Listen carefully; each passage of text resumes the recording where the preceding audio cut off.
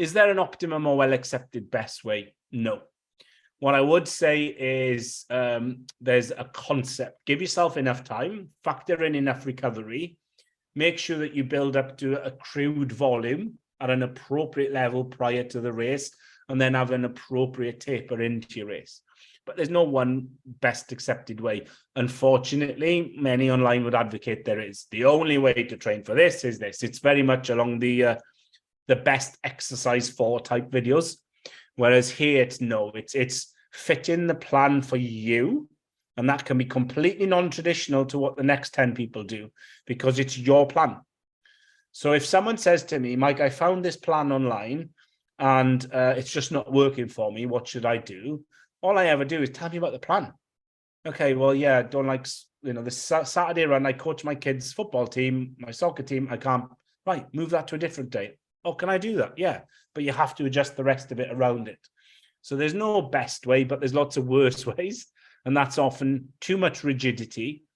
Motivation's great. Determination, single-mindedness is great, but it can be too rigid sometimes. What's the longest run? This is a really interesting one. I think, again, there's very much norms when it comes to marathon running. Most people will do circa 20 miles. It'll range probably from 18 to 22 miles, and it'll range from doing it 1, 2, 3 times maybe in the last 6 weeks of training. Here, obviously, it depends on the race. Will I run longer if I'm training for 100 than I will for a 50? Yes, but I don't think it's that percentage. So if you say 20 miles of a 26-mile race is around 75%, you don't need to be anywhere near that. What I would say is the longer your race is, the smaller or less the percentage of total race distance needs to be. But it depends on the athlete. So it's ranged. So if I had someone doing a 50-miler, for example, there are some athletes I wouldn't go past 20, 25 for again. But others might be doing 30, 35, depending on where they are, what their background is, what their performance is, what their injury status is. At hundreds, I probably wouldn't have anyone going past about 40, to be honest. I wouldn't go anywhere near even half distance for that.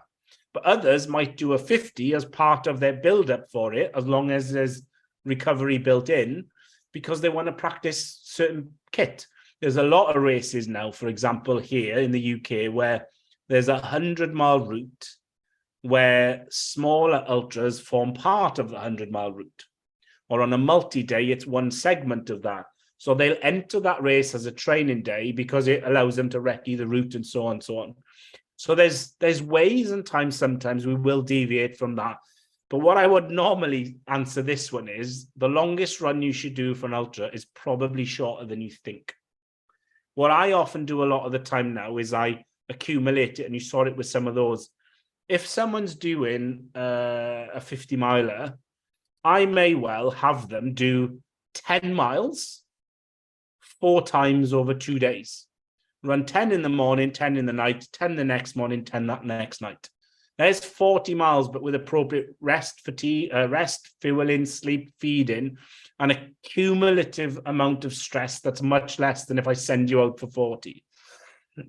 Even though the real reason most people want to do 40 is psychology. They want to feel like they can almost get there. This is an example of an athlete I worked with a couple of years ago. It was for a 100-miler. And over 4 weekends, this is what it looked like. It was a combination of everything. So we went out for aim for a 30-mile day. It was cumulatively more, but over 2 days.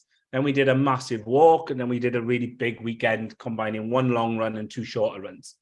So you can see that there's variability that we can use. It's not as rigid as the marathon plan. Even though, again, in a smaller scale, you can still employ these same variability tactics in a marathon plan.